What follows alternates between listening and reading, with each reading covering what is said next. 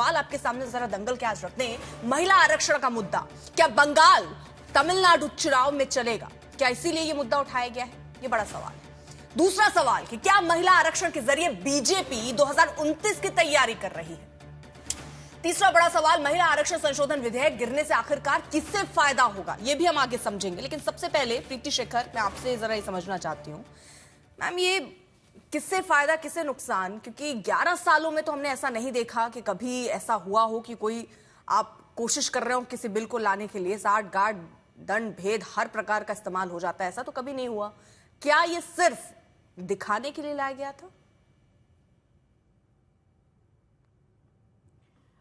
बिल्कुल नहीं, यही बात सोचने की है और समझने की है कि यह एक विचारधारा की लड़ाई थी, जिस विचारधारा में भारत की महिलाओं को 33% आबादी को उनको राजनीतिक प्रतिनिधित्व देने की बात हो रही थी, और दूसरी तरफ राजनीति थी जो घड़ियाली आंसू बहाकर सिर्फ कहने के लिए महिलाओं की हितैषी थी, लेकिन उनका मुख्य मुद्दा था महिलाओं को संसद की दहलीज से बाहर रखना।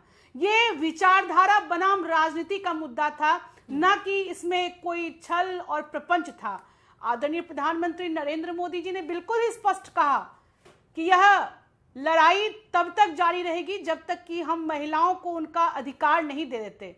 ये उनके सम्मान की लड़ाई थी, और अगर हमारे विपक्षी के अंदर इतनी ही संवेदना हमारी महिलाओं के प्रति है, उनके अधिकार के प्रति वो इतने ही बहुत ही ऊर्जावान हैं, जागरूक हैं, महिलाओं के प्रति बहुत सजग हैं, तो 30 वर्षों में उन्होंने क्यों नहीं अपने कार्यकाल में, यूपीए के कार्यकाल में इस बिल को पारित कराया?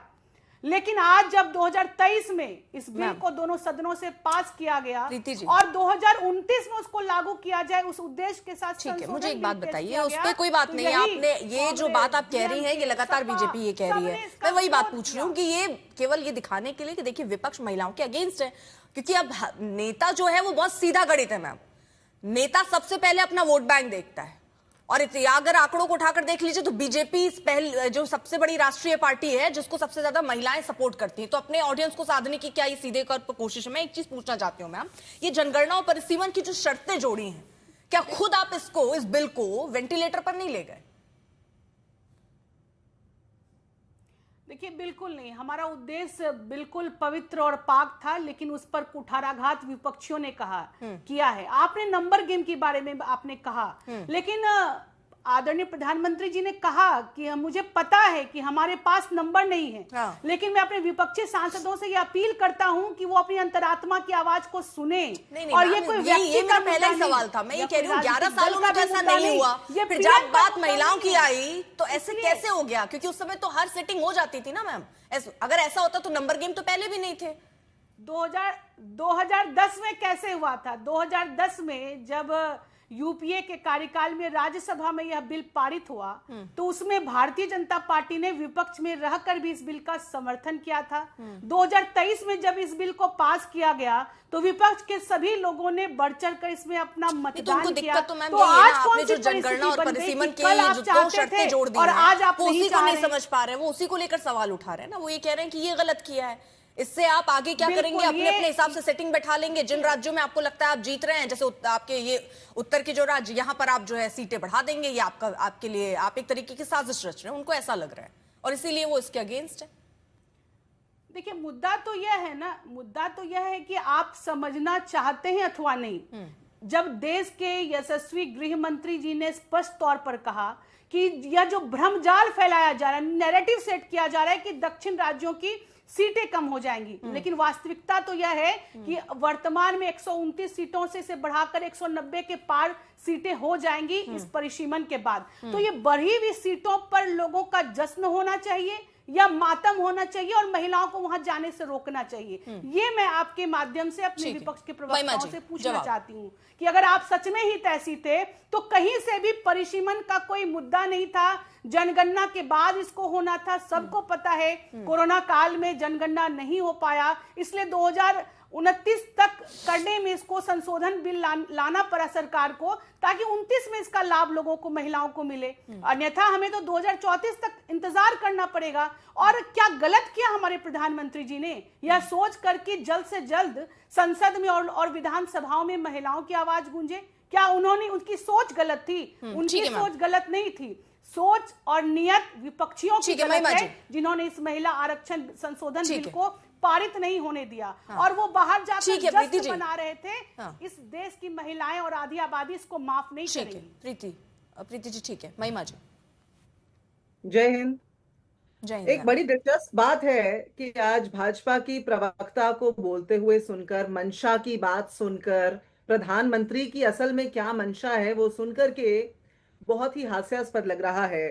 अर्पिता, कल जब प्रधानमंत्री का हमने वो भाषण सुना जिसके माध्यम से उन्होंने एक जो परंपरा चली आ रही थी देश के नाम संदेश देने की, उसकी परंपरा को ध्वस्त करते हुए, उसका दुरुपयोग करते हुए उसे एक रैली के माध्यम बना दिया, एक विपक्ष का खंडन करने का माध्यम बना दिया। उसके बारे में तो मैं जरूर आज आलोचना करना ही चाहती हूं, लेकिन आज मैं भाजपा की प्रवक्ता को और समूची भाजपा को और उन सब लोगों को जो आज इनका ये जो इनके विलाप में इनके साथ हैं, उन सब लोगों को ये जरूर संदेश देना चाहती हूं कि आज याद करें 11 दिसंबर 1949 के रामलीला मैदान में की गई उस रैली को, जिसे राष्ट्रीय स्वयंसेवक संघ ने किया था, जिस रैली में पंडित नेहरू के और बाबा साहब अंबेडकर के पुतले फूके गए थे, जिस रैली में हिंदू कोड बिल का, जो बाबा साहब अंबेडकर का सपना था, उसका खंडन भाजपा के जो पूर्वज है ना, जो आरएसएस है या हिंदू महासभा है, उन्होंने किया। और बल्कि खंडन ही नहीं किया, उन्हें आपत्ति थी कि महिलाओं को संपत्ति का अधिकार हिंदू कोड बिल के माध्यम से मिल जाएगा। उन्हें आपत्ति थी कि महिलाओं को विवाह में अपने मन मुताबिक फैसला लेने का अधिकार मिल जाएगा, तलाक का अधिकार मिल जाएगा। वो हिंदू महासभा का विरोध जो हिंदू कोड बिल का किया गया, जिसकी वजह से बाबा साहब अंबेडकर को इस्तीफा देने पर मजबूर होना पड़ा, वो आज मैं याद कराना चाहती हूँ भाजपा की प्रवक्ता को और समूची भाजपा को। मैं आज ये भी याद कराना चाहती हूँ अर्पिता जी, आपके शो के माध्यम से, कि 1989 में 1989 में जब राजीव गांधी जी की सरकार ने पहली बार वो बिल लाया, वो कानून बनाया और उसे लागू कर दिखाया, जिसके माध्यम से महिलाओं को पंचायतों में, नगर पालिकाओं में आरक्षण मिला, और उस आरक्षण की वजह से आज इस देश के अंदर 15 लाख महिलाएं सरपंच बनी बैठी हैं, नगर पालिकाओं में उच्च स्थानों पर हैं। वो राजीव गांधी जी का सपना था, वो सपना जिसे भाजपा ने एक अलग रंग देकर के आज इस देश की महिलाओं को छलने का काम किया। ये तो ऐसा हो गया जैसे कि आप किसी कंपनी में नौकरी के लिए अप्लाई करें और वहां पर वो आपको इंटरव्यू लेकर के बोले कि अरे भाई थोड़ा सा जी, मुझे जरा ये समझा दीजिए। मैं आपकी सारी बात बहुत तसल्ली से मैंने सुना, मैं ये समझना चाहती हूँ। आपने कहा कि ये आप लाना चाह रहे थे और आप लेकर आए थे, लेकिन अब बीजेपी, आपने इसको स्वीकारा क्यों नहीं? वो कह रहे हैं कि अब आप महिला विरोधी हो गए, कांग्रेस पार्टी महिला विरोधी हो गई, पूरा विपक्ष महिला विरोधी हो गई। किस चीज से? आपको परिसीमन और जनगणना की बात तो समझ में आती, जो ये ओबीसी कोटा आपने जोड़ा मैम, क्योंकि 2010 जब आप लेकर आए तब तो आपने ये कोटा नहीं जोड़ा था, उसमें आप जोड़ लेते उस समय। अब आप ये कह रहे हैं तो सिर्फ ये राजनीति के लिए कह रहे हैं क्या? अर्पिता जी, हमने न सिर्फ इस बिल का समर्थन किया, न सिर्फ कांग्रेस के पूर्ण समर्थन से ये बिल पास हुआ 2023 में, जो पहले कई बार और कई बीच में आए हुए रोधकों के कारण नहीं हो पाया था। अब न सिर्फ ये पास हुआ, बल्कि अब तो ये 16 अप्रैल को नोटिफाई भी हो चुका है। और रही बात जातीय जनगणना की, हम मानते हैं भाजपा ने एक बहुत ऐतिहासिक यू टर्न लिया।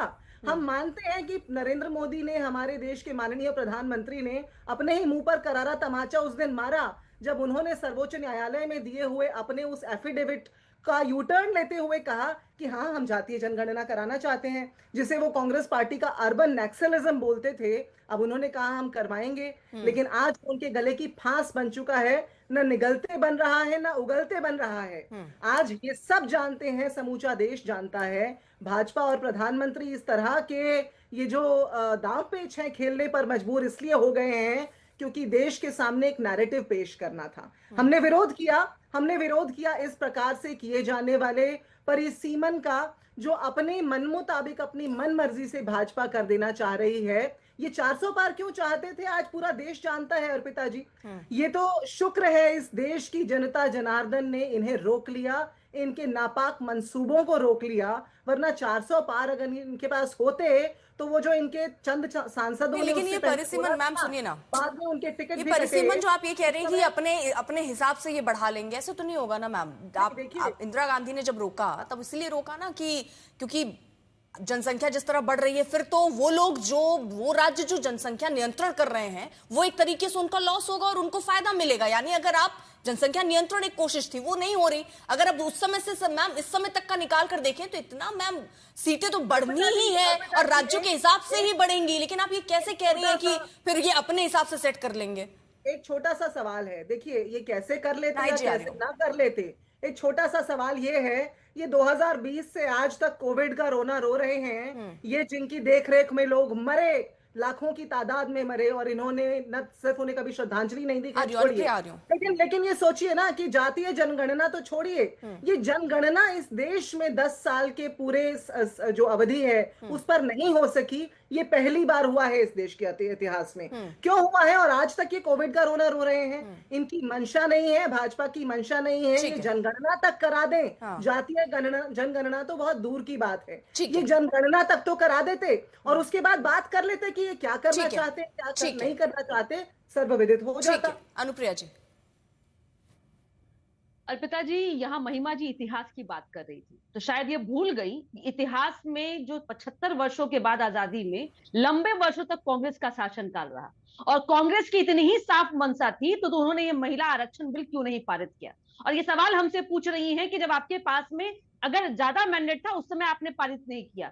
आदरणीय प्रधानमंत्री मोदी जी ने स्पेशल सेशन बुला करके 2023 में इस बिल को पारित भी कराया, लेकिन उस बिल में हम मानते हैं कि हमारी एक चूक हो गया, चूक ही मैं कहूंगी, क्योंकि कल परसों जिस तरह से इस बिल को विपक्ष में वोट नहीं दे करके इसको धराशाही किया, उस बिल में 2023 में स्पष्ट लिखा था कि यह बिल पारित तब होगा, मतलब ये लागू तब होगा जब गणना होगी और परिसीमन होगा। और गणना परिसीमन में इतना ही अगर दर्द था या उनको हमारी नियत में खोट नजर आ रही थी तो 2023 में विपक्ष ने यह बिल पारित होते समय यह बात क्यों नहीं पूछा? जब हमें लगा कि यह बिल 2023 जो हमने 23 में पारित करा दिया सदन में, यह 2029 के लोकसभा चुनाव में महिलाओं को इसका कोई लाभ नहीं मिलेगा, जल्द से जल्द महिलाओं को लाभ मिले, इसलिए हमने कहा कि हम इसको 2019 के गणना के आधार पे हम लागू करेंगे। अब इनको नजर आ रहा है कि नहीं, एनडीए जो है परिसीमन करके उन राज्यों में सीट कम कर देगी और अपनी सीट बढ़ा देगी। ये फिर ये कहते हैं कि गणना नहीं कराएंगी, फिर ये कहते हैं कि जो वर्तमान में स्थिति उस पर क्यों नहीं लागू करते।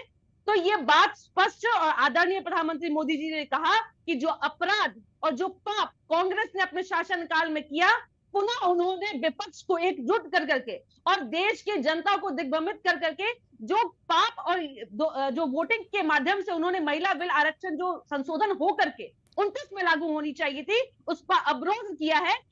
इसकी जवाब यहाँ पर देखिए, जब हम बात कर रहे हैं अनुप्रिया सुनिए ना, हम सारी महिलाएं हैं, हम सारी महिलाएं हैं, हम बहुत बखूबी समझ रहे होंगे कि महिलाओं के हक की क्या सिर्फ बात हो रही है या इस पर इसका राजनीतिकरण हो रहा है। हम यहाँ जितने बैठे हैं ना, ये बहुत ही अच्छे तरीके से समझ रहे हैं। मैं जरा नाइट जी आ रही हूँ, नाइट जी मैं आ रही हूँ, नाइट जी इसके बाद तुरंत आ रही हूँ। मैं एक सवाल, क्योंकि सुनिए ना, इसलिए मैं ये कह रही हूं क्योंकि देखिए बहुत आसान है। आप ये कह रहे हैं कि देखिए हमने यहां पर ये किया, यहां हमने ये नहीं किया, लेकिन अगर हम लोकसभा के अगर 2001 सेकंड अभी मैं ये लूंगी, पीसीआर रुक जाइए, 2024 के लोकसभा चुनाव में अगर देखें तो बीजेपी ने मैम 15% केवल महिला उम्मीदवार उतारे, ठीक है।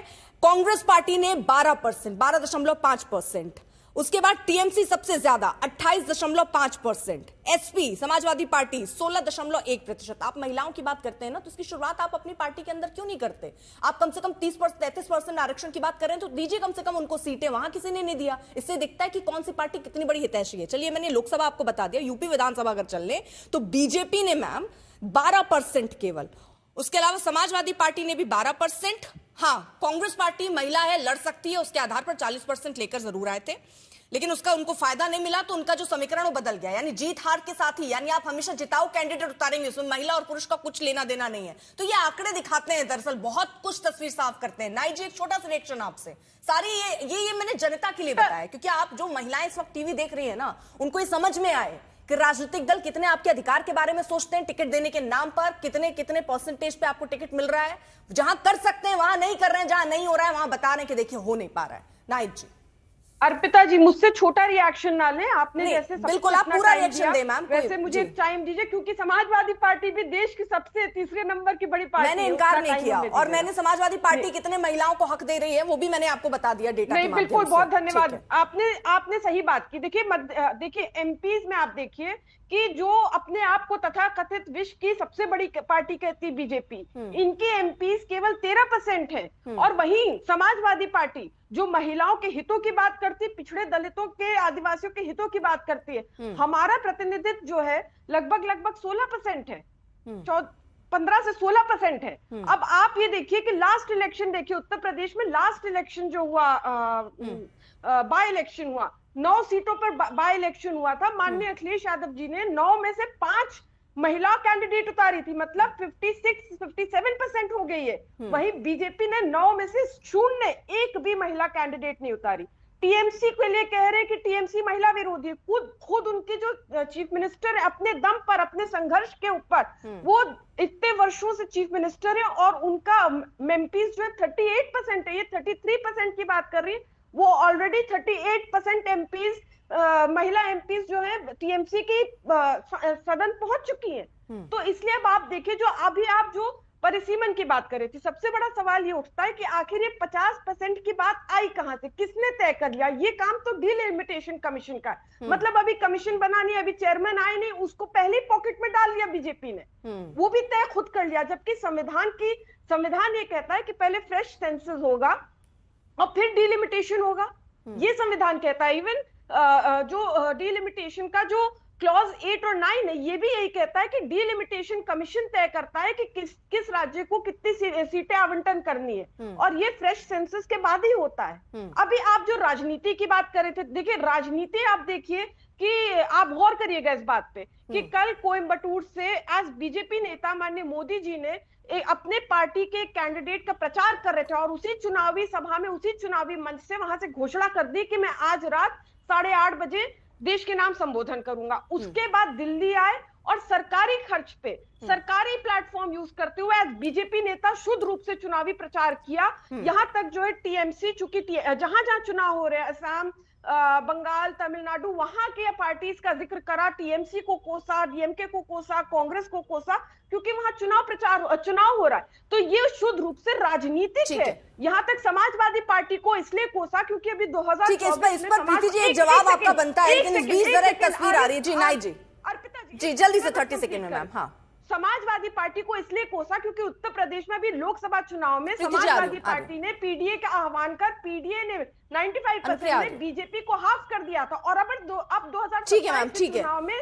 पीडीए बीजेपी को पुरता साफ कर देगा, इसीलिए समाजवादी पार्टी को भी कोसने का काम किया। अच्छा ठीक है, एक सेकंड जरा ये तस्वीरें हम दिखा दें, उसके बाद प्रीति जी से एक रिएक्शन, और प्रिया जी भी कुछ कहना चाह रही हैं। देखिए आज प्रधानमंत्री मोदी बंगाल में ताबड़तोड़ रैलियां कर रहे हैं। झारग्राम में जब वो रैली कर रहे थे तो रास्ते में एक दुकान पर रुक गए, जहां उन्होंने लाई नमकीन खाई। बंगाल में इसे झालमुरी कहते हैं, एक तरह का स्नैक है। और यहाँ पर देखिए प्रधानमंत्री झारग्राम में रैली के दौरान झालमुरी खाते हुए प्रधानमंत्री की तस्वीरें आई हैं।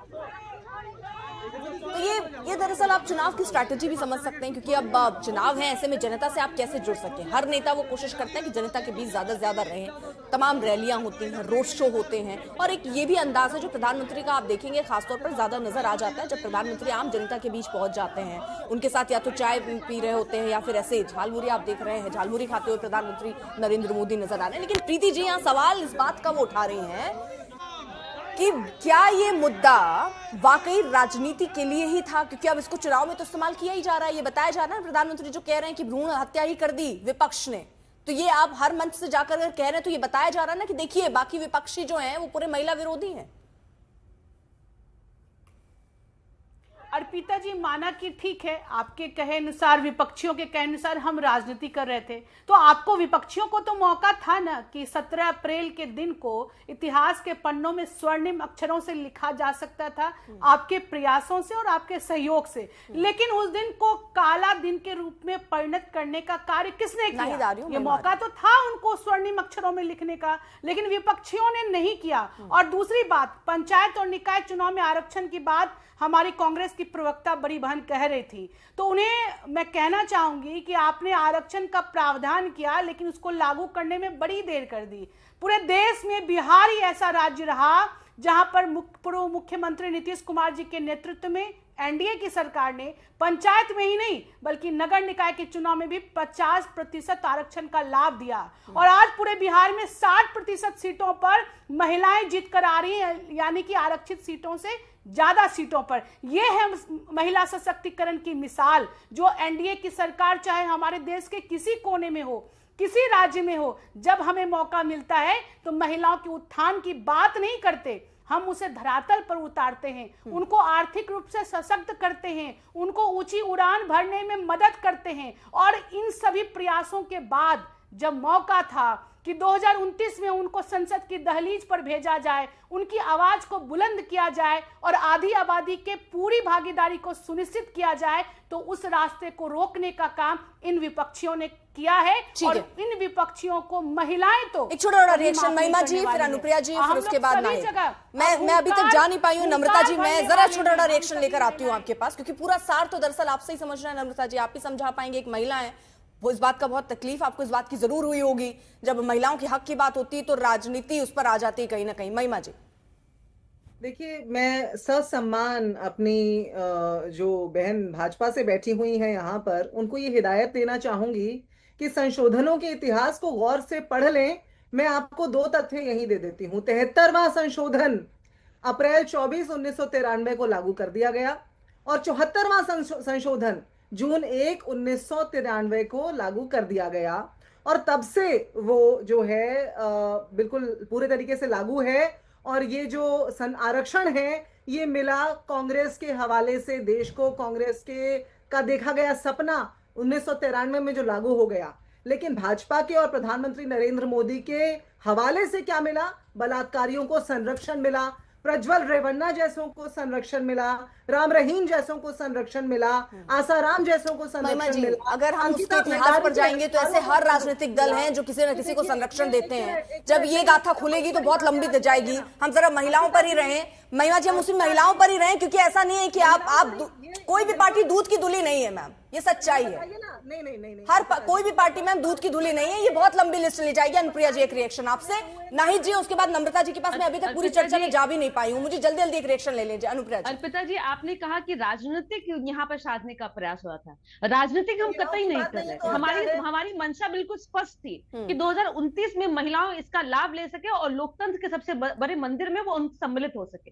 लेकिन राजनीति की बू कहाँ आई? आप एक स्टेटमेंट याद कीजिएगा, आदरणीय प्रियंका गांधी जी ने क्या कहा कि अगर ये बिल पारित हो जाता तो आदरणीय प्रधानमंत्री मोदी जी जो है वो बहुत ही प्रख्यात हो जाते, महिलाओं के अंदर में उनकी लोकप्रियता बढ़ जाती। और नहीं भी पारित होता तब भी वो उसका जो राजनीतिक साधेंगे। तो ये विपक्ष तो ये सोच समझ के बैठी थी ना, ये बिल अगर संशोधन होकर के 2029 में अगर लागू नहीं, गलत नहीं महिमा जी, ये बिल्कुल स्टेटमेंट प्रियंका गांधी जी ने दिया है। और महिलाओं को महिमा जी आ रही हूँ, मैं सबको बोल लेने दीजिए अपने ये विपक्ष जान रहा था कि स्टेटमेंट दे करके जो वर्तमान में जो जिन राज्यों में चुनाव है, हमारी कतई मंशा नहीं थी। चुनाव तो हर समय होता है, इस 5 राज्यों के बाद में भी अन्य राज्यों में चुनाव होगा, लेकिन 2023 में भी ये बिल हमने स्पेशल सेशन ला करके लागू करने का प्रयास किया। मैं जवाब हमें लगा कि इसमें ये परिसीमन में और समय लगेगा तो हम इसको पहले लागू करें। और जो कह रही है समाजवादी पार्टी की प्रवक्ता कह रही है कि हमारे यहाँ बहुत राजनीतिक, बहुत महिलाओं को सशक्तिकरण मिलता है,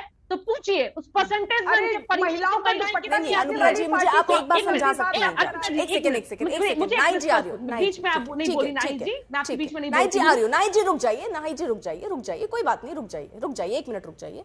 अनुप्रिया, मैं क्या एक सवाल जानना चाह रही हूँ, क्योंकि मैंने ये प्रीति जी से भी पूछा, बट आप उसमें बहुत प्रखरता से अपनी और बात रख रही, तो मैं जरा ये बस समझा दीजिए ना कि ये नंबर गेम में पिछड़ कैसे गए? क्योंकि यहीं से शक की सुई बीजेपी और एनडीए पर आ रही।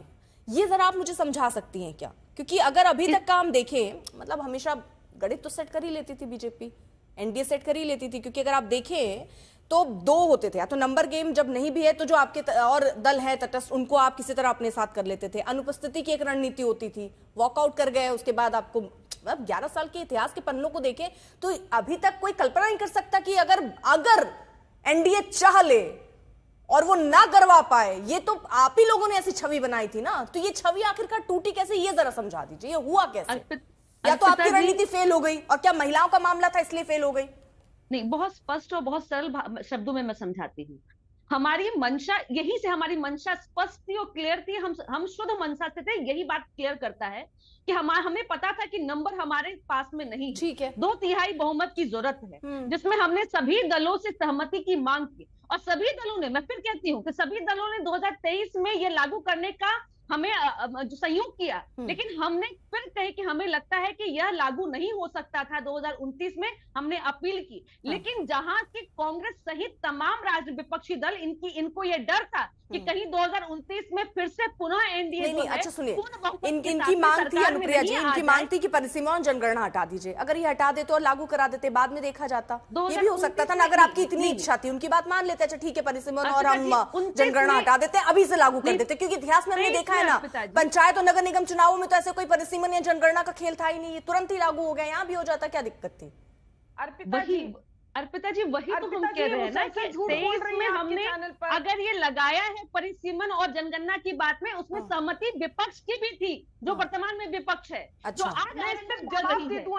संशोधन करके 29 में, क्योंकि हम चाहते थे कि महिलाएं सम्मिलित हो और लोकतंत्र के मंदिर में शामिल हो। देखिए, इनको डर था कि एनडीए पूर्ण बहुमत की सरकार नहीं बने और महिलाओं का जो है हिसाब एनडीए की तरफ नहीं हो, जैसा कि 2025 के विधानसभा बिहार के इलेक्शन में हुआ। आपको याद होगा अर्पिता जी, महिलाओं अब हो गई बात इनकी, अर्पिता जी हो गई। ये दुपट्टा खींचने वाली महिलाओं की दुपट्टा खींचने वाली पार्टी से कितना पर्सनल नहीं, ठीक है अनुप्रिया जी रुक जाइए जरा, ये तो महिलाओं को अपमान करने की पराकाष्ठा पार कर दी थी। लेकिन जो बार बार ये कह रहे हैं बीजेपी की प्रवक्ता और इनके सहयोगी दल कि ये लिख कर भेजा था, अरे एक मिनट इनको चुप कराइए। अनुप्रिया जी रुक जाइए, हाँ नाहिद हो गई इनकी बात। बार बार कह रही है कि परिसीमन का लिखा हुआ था तब नहीं बोला। देखिए बात ये थी कि जब 2023 में, अब तो सबको मालूम है, पूरे देश को मालूम है कि महिला आरक्षण बिल जो कानून बन चुका है, ये अभी 16 अगस्त को नोटिफाई किया था। जब 2023 में ये सर्वसम्मति से पारित हुआ था,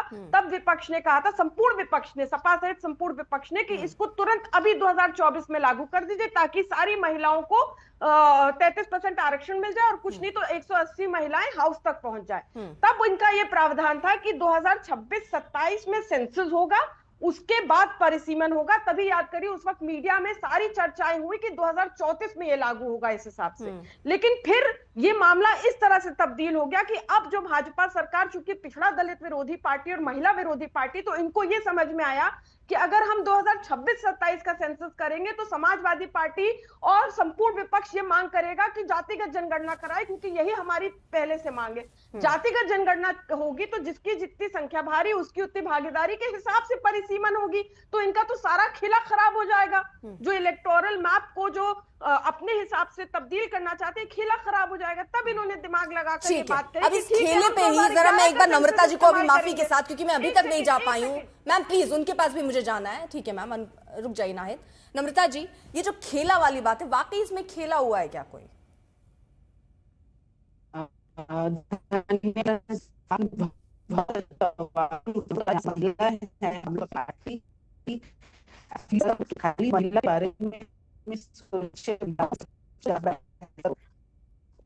शायद मैम की आवाज ठीक से नहीं आ रही है, आपका सिग्नल थोड़ा वीक है मुझे लग रहा है। एक बार फिर से आप, हाँ एक बार फिर से बोलिएगा। हेलो, हाँ जी अब बोलिए नम्रता जी। हाँ थोड़ी सी शायद, हाँ नहीं आप थोड़ी सी सिग्नल वीक है मैम, मैं बड़ी माफी चाहूंगी क्योंकि एक तो बहुत समय के बाद में आई और आप सिग्नल की वजह से अभी आपका टेक मैं नहीं ले पाऊंगी। लेकिन अनुप्रिया यहाँ पर कुछ कहना चाहती थी। नाहिद आपके सवालों का जवाब ले ली, तो ये आपको कंप्लीट करना है। नाहिद जी बहुत ही अग्रेशन में, चलिए नाहिद आप कंप्लीट कर लीजिए। नहीं देखिए 2011 तब इनके दिमाग में आया कि हम 2011 का सेंसस यूज कर ले तो हमें जातिगत जनगणना नहीं करानी पड़ेगी, पिछड़ों का हक नकारने का मौका मिल जाएगा।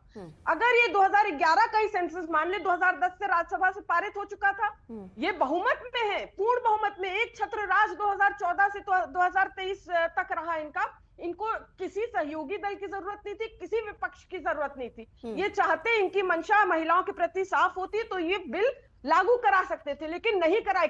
काला कृषि कानून लागू करा लिया, लेकिन महिला आरक्षण बिल नहीं करा सकते थे क्योंकि चिढ़ते हैं महिलाओं से, इनको चिढ़ है महिलाओं से। और ये देखिए जो सरकार सदन में हार जाए उसको नैतिक अधिकार नहीं है सरकार में रहने का। नाहिद जी बात सरकार की देखिए ये हमारी मांग थी, गन्ना हम कराना चाहते हैं, हम जातीय आधारित गन्ना कराना चाहते हैं।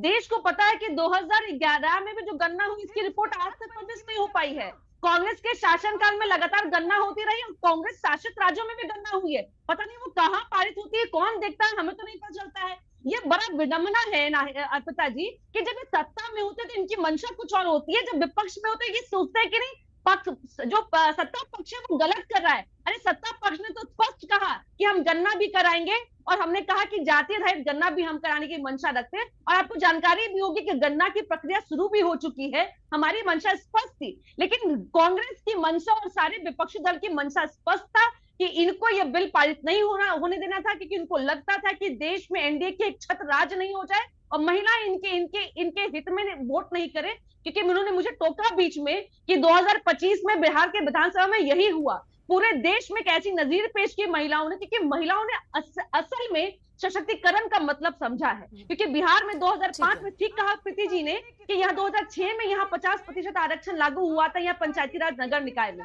और ये बिहार पहला राज्य जहाँ 35% आरक्षण महिलाओं को नौकरी में है।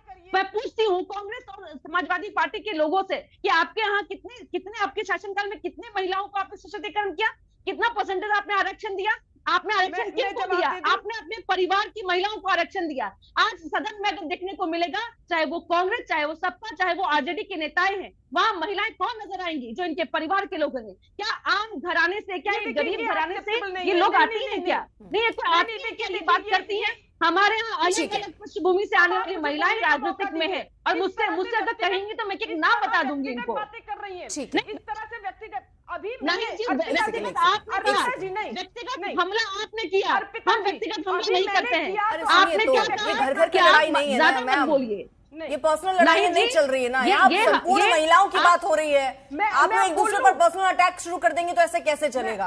हम अपनी महिलाओं की अपने लिए ही बात कर रहे हैं, और जब इसको आप इस तरह से लड़ाई में कन्वर्ट कर देंगे तो कैसे काम चलेगा मैम? मतलब महिला होती है चाहे कहीं से हो। वो सदन में जाए तो इनके पेट में दर्द हो रहा है, पेट में दर्द हो रहा है।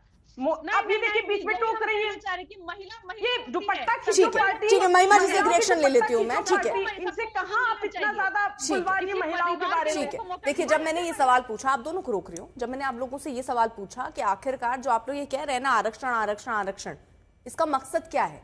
भागीदारी बढ़ानी ना, महिलाओं की भागीदारी बढ़े, संसद में पहुंचे। जब मैंने आपसे ये पूछा कि कितनी महिलाओं को आप लोग टिकट देते हैं, उस पर तो आप सब बिखर गए, उसमें आप लोग कोई बोलता हुआ नजर नहीं आ रहा है। अब हक की बात कर रहे हैं आप सब बैठकर। फिर नाहिद जी ये बात नहीं है, आप इस बात की यहाँ पर सफाई दे रही हैं कि आपके जो परिवार के लोग वहां पहुंचते हैं, आप कह रहे हैं उनको परिवार के तौर पे मत देखिए, उनको महिलाओं के तौर पर देख लीजिए। तो क्यों? मतलब आपकी सारे परिवार की भागीदारी हो लेकिन उसमें सब सही है। अजीत पवार की पत्नी को, कितनी महिलाओं को आप देते हैं? आप कितनी महिलाओं को आपने टिकट दिया? 12% मैंने गिना दिया मैम आपको। आप में और बीजेपी में कोई बहुत अंतर नहीं है मैम, इसलिए आप इस बात का ठीक है, इस बात के लिए मत वो कीजिए कि हम तो सबसे ज्यादा महिलाओं के बारे में सोचते हैं। नहीं, सच्चाई आंकड़े बता देते हैं और वो मैंने दिखा दिया और बता दिया। महिमा जी से एक रिएक्शन, कम से कम मैं इस बात की तारीफ करूंगी, कांग्रेस पार्टी ने स्टेप तो उठाया था कि महिला हो लड़ सकती हो, उसके तहत उन्होंने दिया तो 40% महिलाओं को टिकट, नहीं जीते, फिर रणनीति बदली उन्होंने। महिमा जी, मैं बिल्कुल आपकी बात का उत्तर देना चाहती हूँ अर्पिता जी, लेकिन उससे पहले मैं जदयू की प्रवक्ता को भी सुन रही थी और उससे पहले भाजपा की प्रवक्ता का भी जो हमने वक्तव्य सुना था। देखिए एक सीधा सा सवाल, आपके शो पर जितने सवाल उठे हैं उनके साथ सवाल ये भी पूछना चाहिए, एनडीए बताए, भाजपा बताए, उन्होंने अपनी पार्टियों में आज तक कितने महिला अध्यक्ष बनाए, प्रदेश स्तर पर या राष्ट्रीय स्तर पर? कितने इस देश को इन्होंने महिला प्रधानमंत्री दी है? हमने दी पहली महिला प्रधानमंत्री। किसने इस देश को पहली महिला राष्ट्रपति दी? किसने इस देश को पहली महिला स्पीकर दी, महिला गवर्नर दी, महिला मुख्यमंत्री दी? हमारी पार्टी एक ऐसी पार्टी जिसके अंदर आज भी आप ये देखेंगी कि महिलाएं एक से एक पदों पर मौजूद हैं। भाजपा के पास तो कोई चेहरा ही नहीं है महिला आरक्षण पर बात करने का। आपको संघ के मंच पर आज तक कभी कोई महिला बैठी हुई दिखाई देती है क्या? ये भाजपा की प्रवक्ता को अपने अंदर अंतर्मन में झांक कर अपने आप से पूछना चाहिए। ये जनता दल यूनाइटेड के पास पूछिए जरा कि कितने अध्यक्ष हैं प्रदेश के अंदर, प्रदेशों के अंदर या राष्ट्रीय स्तर पर? आज तक एक भी राष्ट्रीय अध्यक्ष महिला बनी क्या इनके यहाँ पर? हमारे पास कितनी बनी मैं आपको गिनवा दूंगी, आजादी से पहले से लेके आज तक। लेकिन आज ये देखिए, जब ये बात कर रहे हैं मंशा की और जब ये बात कर रहे हैं कदम उठाने की, तो एक सीधा सवाल आज इस देश की हर महिला, माँ, बेटी, हमारी दादियां, नानियां भी जो बैठी हैं पूछ रही हैं, ये 543 के अंदर आज आरक्षण देने में क्या दिक्कत है? क्योंकि आपके बाहुबली आपका समर्थन नहीं करेंगे, ये दिक्कत है। क्योंकि आपको अपने जो क्रिमिनल रिकॉर्ड वाले बैठे हुए सांसद और विधायक है ना, उनको उठाना पड़ जाएगा, ये दिक्कत है। हम जब इस देश के अंदर महिला आरक्षण का बिल ला रहे थे, चाहे वो 73वां और 74वां संशोधन रहा हो, चाहे वो 2010 में जो राज्यसभा से पारित हुआ था वो वाला विधेयक हो, हमने कभी उसके अंदर इस तरह के शर्तें नहीं लगाई। इस देश की महिलाओं को महिला उत्थान की का वायदा करेंगे सिर्फ नाम मात्र के लिए, वो भी शर्त लगा करके। यदि महिला उत्थान, यही सवाल था प्रीति जी, यही सवाल महिमा जी पूछ रही हैं कि आप अधिकार की बात कर रहे हैं शर्तों के साथ, क्यों? अर्पिता जी, महिला उत्थान के नाम पर हमारे पार्टी में कोई शर्त नहीं है, बस एक अवसर है जो संगठन में भी हमारी पार्टी देती है और सत्ता में भी भागीदारी सुनिश्चित करती है। देखिए, जो महिलाएं देख रही हैं वो इतनी गणित नहीं समझेंगी, हो सकता है वो सीधी सी चीज ये समझना चाहती हैं कि अभी जनगणना और परिसीमन जोड़ने की क्या जरूरत थी, क्या अभी की स्थिति में ये नहीं हो सकता है क्या? ये मुझे बता दीजिए, यही महिमा जी पूछ रही है आपसे। बिल्कुल हो सकता है। आप जब भी इस पर चर्चा करेंगे तो मैं पहले हमारी कांग्रेस की प्रवक्ता के उनके सवाल का उत्तर देती हूँ, फिर मैं आपके सवाल पर आती हूँ। हमारी कांग्रेस की प्रवक्ता कह रही थी कि भारतीय जनता पार्टी में कोई महिला नहीं है, राष्ट्रपति हमारी पार्टी ने दिया, अभी आप देख रही हैं। रक्षा मंत्री, विदेश मंत्रालय, चर्चा में अच्छी चीज है, एक्स्ट्रा मैसेज चला जाएगा। आप मुझे बस ये बता दीजिए जल्दी से, लास्ट 30 सेकंड में प्रीति जी मुझे सिर्फ आप ये बता दीजिए, ये अभी लागू होने में क्या दिक्कत थी? ये बता दीजिए, अभी लागू होने में दिक्कत क्या थी? एक मिनट 30 सेकंड है बस मैम, कोई दिक्कत नहीं है। अमित शाह, मैं वो भी कहना चाह रही हूँ, अमित शाह जी ने इस बिल पर चर्चा करते हुए सदन में कहा कि अगर विपक्ष चाहे तो 1 घंटे में मैं संशोधन बिल प्रस्तुत कर सकता हूँ। फिर वो क्यों भागकर खड़े हो गए? क्या वहां पर प्रीति शेखर कह रही थी वो, या वहां पर जिम्मेदार आदरणीय गृह मंत्री अमित शाह जी ने कहा? तो विपक्ष क्यों भाग खड़े हुए? इसका मैं जवाब चाहती हूँ, पूछना चाहती हूँ, आप नहीं भाग खड़े हुए। और दूसरी बात, कह तो रही है कि संशोधन की बात हुई लेकिन कोई मानने को तैयार नहीं था। महिमा जी, आप लोग विरोध पर ही उतर आए, आपने एक बार मौका नहीं दिया उनको कि चलिए ठीक है आप कर रहे हैं। शब्दों को घुमा करके जिम्मेदार व्यक्ति वहां पर कह रहे हैं, लेकिन आप नहीं मानेंगे। अर्पिता जी 1 सेकंड मुझे दे दे, 1 सेकंड दे दे केवल। चलिए, समय इतनी की इजाजत देता है।